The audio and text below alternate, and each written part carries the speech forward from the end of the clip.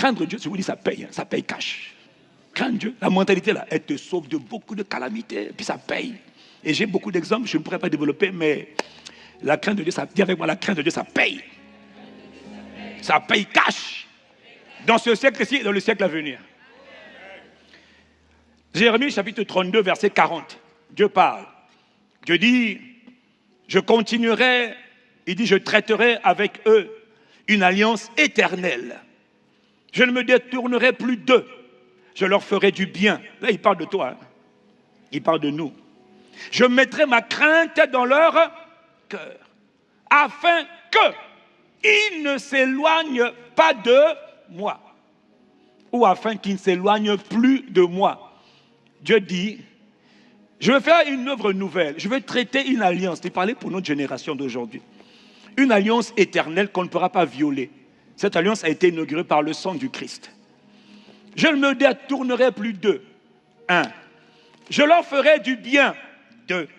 Je mettrai ma crainte, mon respect profond dans leur cœur. Ils vont reconnaître ma sainteté, mon autorité. Ils vont vivre pour mon plaisir et ils vont se détourner du mal. Ils vont le faire. Je vais mettre la crainte dans leur cœur afin qu'ils ne s'éloignent pas de moi. La crainte de Dieu protège ton cœur, c'est vrai. Mais un des domaines de protection, c'est qu'elle t'empêche de t'éloigner de Dieu. Celui qui s'éloigne de Dieu s'éloigne de la vie. Celui qui s'éloigne de Dieu s'éloigne de la paix. Celui qui s'éloigne de Dieu s'éloigne de la sécurité. Celui qui s'éloigne de Dieu s'éloigne de la foi. Celui qui s'éloigne de Dieu s'éloigne de la prospérité durable. Celui qui s'éloigne de Dieu s'éloigne de la vie éternelle. Celui qui s'éloigne de Dieu s'éloigne du salut éternel. Celui qui s'éloigne de Dieu s'éloigne de tout. Et si tu t'éloignes de Dieu, tu te rapproches du diable et du royaume des ténèbres qui vont t'avaler, t'aspirer. Est-ce que je suis en train de parler à quelqu'un? Celui qui s'éloigne de Dieu, sache-le. Quand tu t'éloignes de Dieu, tu dis non, j'en ai marre, je ne peux plus, je m'éloigne de Dieu, je préfère repartir dans le monde. Repars!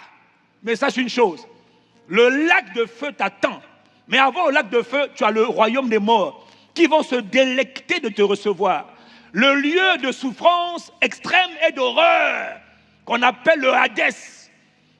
Et les premiers bataillons du Hadès, ce sont les anges de la mort, qu'on appelle encore les princes ou les seigneurs de la mort, qui contrôlent ces entités sous la terre.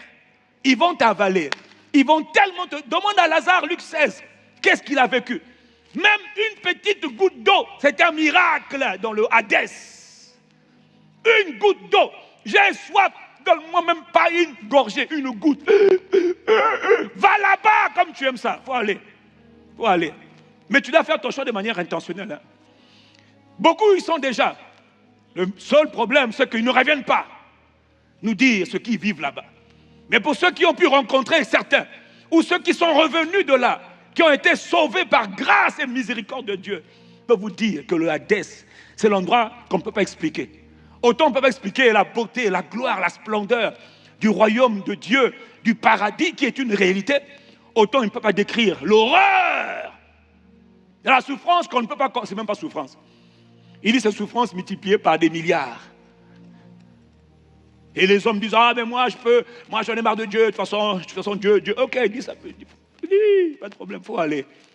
Les hommes rendront compte pour leur vie, pour leurs choix, pour leurs actes eux-mêmes. Mais nous, notre travail, c'est d'alerter les hommes. Et comme toujours, certains nous écoutent, gloire à Dieu. D'autres nous rejettent, gloire à Dieu, j'acclame Dieu. Chacun va rendre compte pour lui-même. Et comme je vais rendre compte pour moi-même, mon travail, c'est de prêcher et d'enseigner. Est-ce que je peux continuer? Je mettrai ma crainte afin qu'il ne s'éloigne pas de moi. Donc Dieu sait que tu n'as pas intérêt à t'éloigner de Dieu. Comment expliques-tu que certains croyants ou disciples, on va dire croyants, parce qu'un disciple n'abandonne jamais. Un disciple ne peut pas abandonner. Non, il est disciple, il ne peut pas. Comment certains croyants abandonnent Dieu dans les temps de difficulté, d'épreuves, de crise, de souffrance? Dis-moi, est-ce que tu connais quelqu'un qui a abandonné la foi parce qu'il souffrait trop? Tu connais? Est-ce que tu connais quelqu'un qui a tellement souffert qu'il a dit, pardon, votre Jésus là, comment ne pas abandonner? Qui connaît quelqu'un qui a abandonné Christ parce qu'il n'en pouvait plus? Toi, tu connais personne. Toi, tu mens. Pourquoi certains abandonnent la foi, se détournent de Dieu, et puis d'autres restent fermes? Pourquoi certains capitulent, craquent, ils tombent, ils disent je ne peux plus, j'abandonne. D'autres disent je ne peux pas. À qui irai-je? Je ne peux pas. Et pourtant on a les mêmes épreuves, les mêmes calamités, les mêmes difficultés. Pourquoi? Qu'est-ce qui fait la différence entre les deux? Le Seigneur m'a parlé. Il dit c'est ma crainte qui est en eux. Et pendant 1-2 minutes, on a terminé. Parle à Dieu.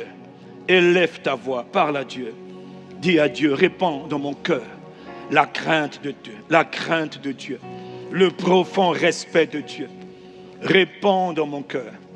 Répands dans mon cœur. Tu as intérêt à crier à Dieu aujourd'hui. Tu ne sais pas de quoi demain sera fait. Tu ne sais pas à quoi tu vas t'exposer. Tu ne sais pas quelle épreuve Dieu va permettre que tu subisses. Tu ne sais pas ce qui arrive devant. Tu ne sais pas, tu ne vois pas. Demande aujourd'hui la grâce de craindre Dieu. La grâce d'avoir un profond respect pour Dieu. De craindre Dieu plus que l'homme. De ne pas trembler devant les hommes, mais de trembler devant Dieu. Demande à Dieu la grâce. Demande à Dieu la grâce. Demande à Dieu la grâce. Il est fallu prato koshkante pelekata. Ma ilibros kante leba. Demande à Dieu la grâce. Élève ta voix. Parle à Dieu. Parle à Dieu. Il a dit, je mettrai ma crainte dans leur cœur. Jérémie 32, verset 40. Je mettrai ma crainte dans leur cœur afin qu'ils ne s'éloignent pas de moi.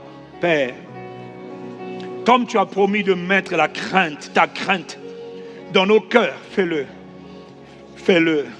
Fais-le, Père, fais-le. Je te prie, Père, dans le nom de Jésus. Parle à Dieu comme quelqu'un qui est vraiment intéressé.